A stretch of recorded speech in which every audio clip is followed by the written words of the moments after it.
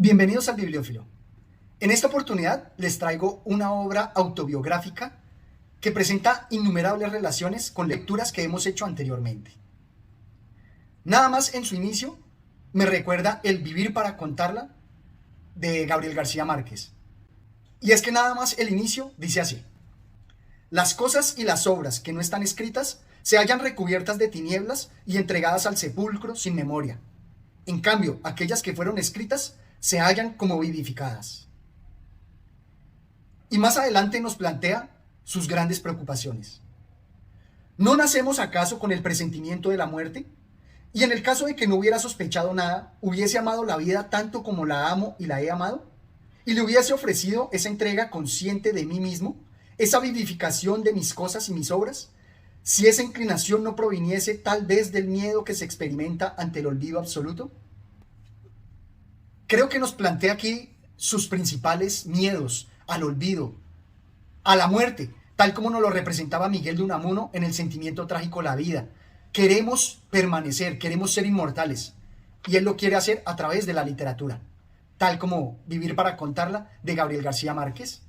En este caso voy a hablar de la obra Cuando la vida empieza de Iván Bunin.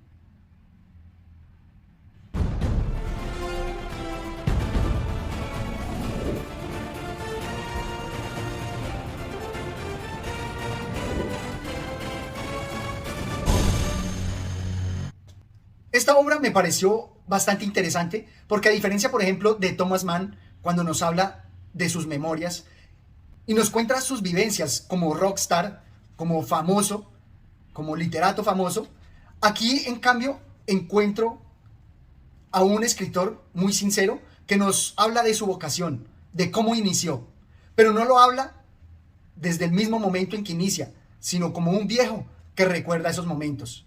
Algo que también vimos que hizo Ernest Hemingway en Movable Feast o París era una fiesta, donde también nos habla ya un personaje maduro a través de su lupa y a través de todas las técnicas literarias que ya conoce.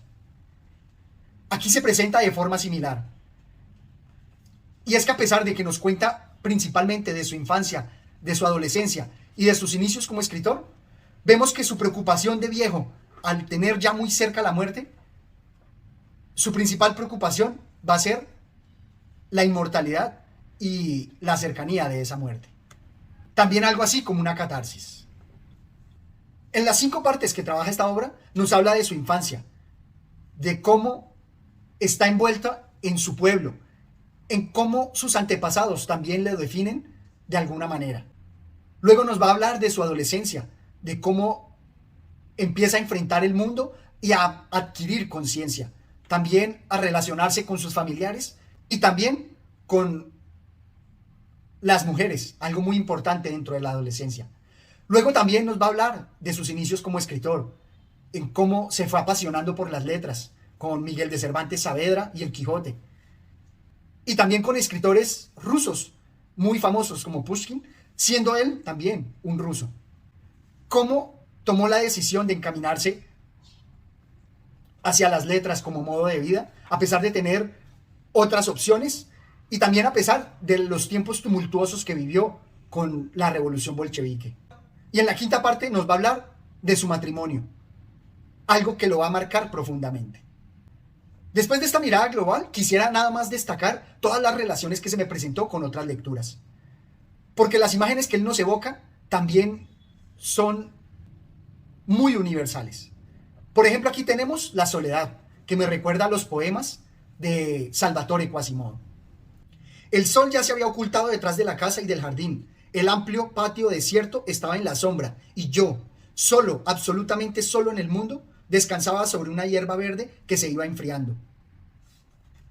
¿Cómo no ver el poema de Quasimodo cuando nos dice que estaba gozando de los rayos del sol y enseguida anochece?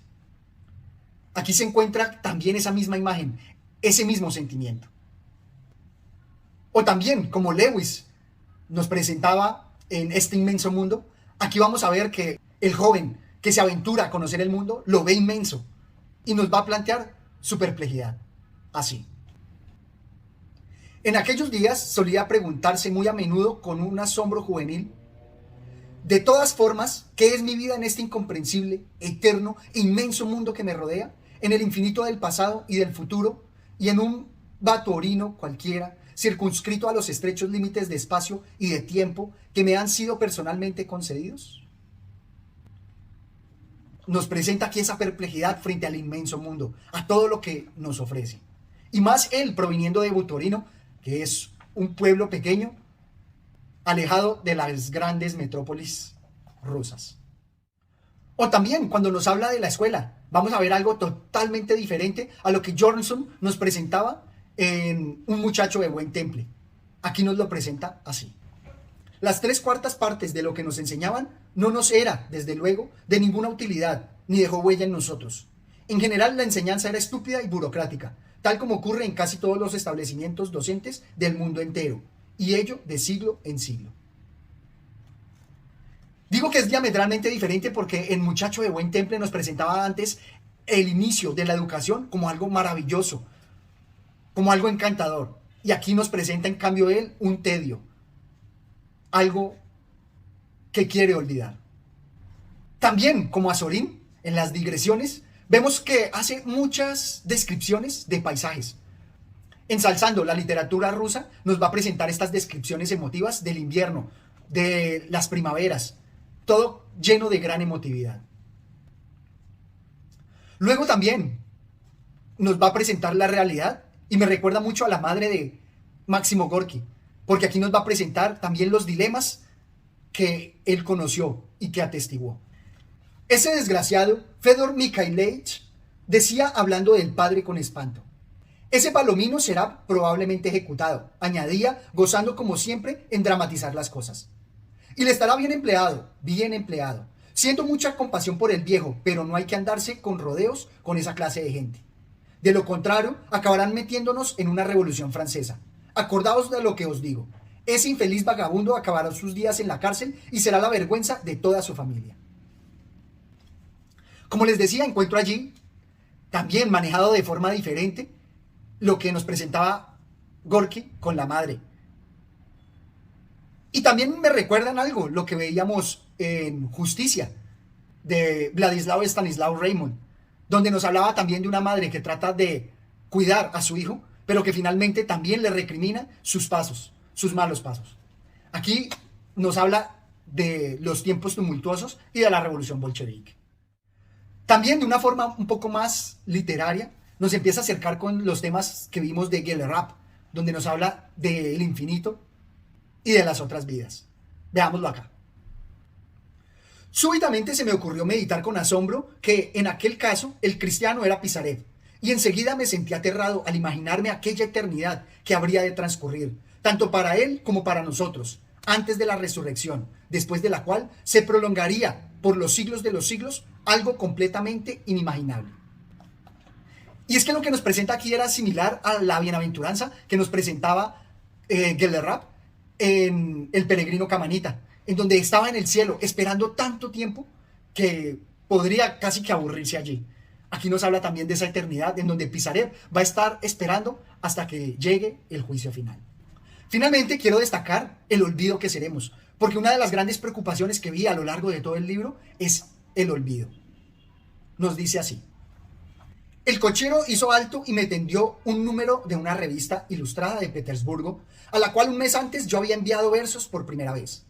La abrí y fue para mí como un relámpago cegador el ver saltar ante mis ojos las letras embrujadas de mi nombre. Y como les digo, ¿cómo no recordar el poema de Borges, El olvido que seremos? Donde él, al contrario, ve un consuelo en ser olvidado, en no dejarse embrujar, como acá, por su propio nombre, por las letras de su nombre. Y Borges nos decía: no soy yo como aquel insensato que se aferra al sonido de su nombre. Diáfana esta equivalencia.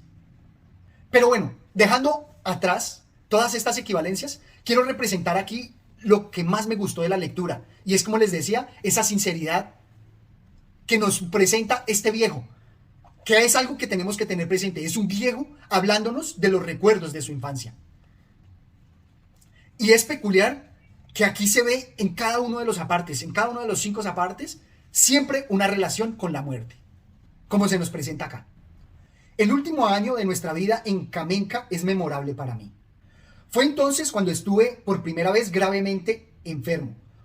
O por mejor decir, conocí por primera vez ese asombroso estado al que se acostumbra a llamar enfermedad y que es en realidad una muerte no consumada, un viaje de demencia que no se realiza jamás sin dejar huellas hacia un determinado más allá.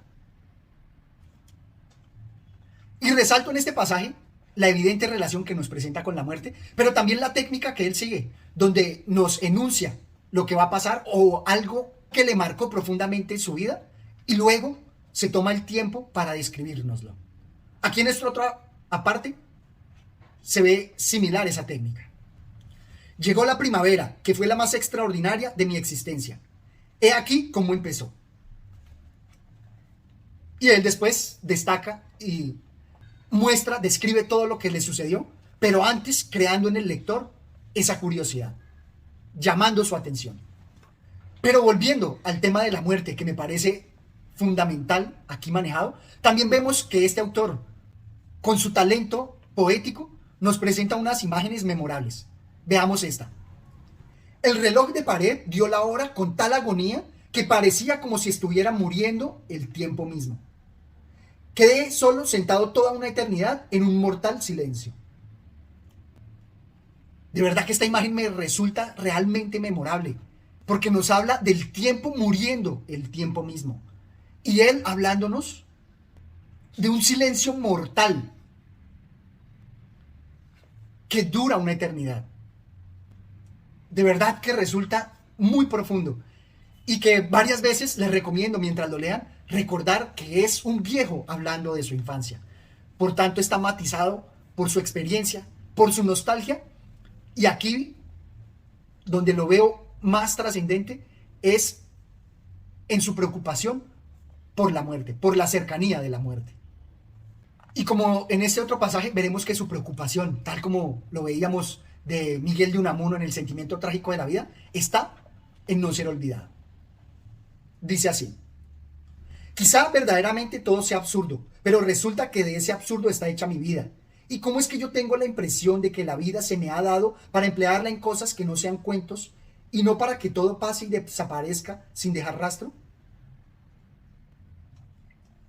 Me gusta mucho este pasaje porque creo que el ser humano tiene constantemente esa preocupación de dejar huella, de ser inmortales, de dar sentido a nuestra vida. De verdad que esto me parece conmovedor. Voy a destacar aquí dos aspectos fundamentales literarios que encontré en esta obra. Y es una de las reflexiones que en algún video anterior había realizado. Y es sobre la realidad de personajes históricos y personajes literarios. Él aquí lo plantea de una forma bastante poética y profunda que me sorprendió enormemente haber tenido yo mismo una reflexión similar y que había planteado en un video anterior, tal como se presenta acá. Veámosla.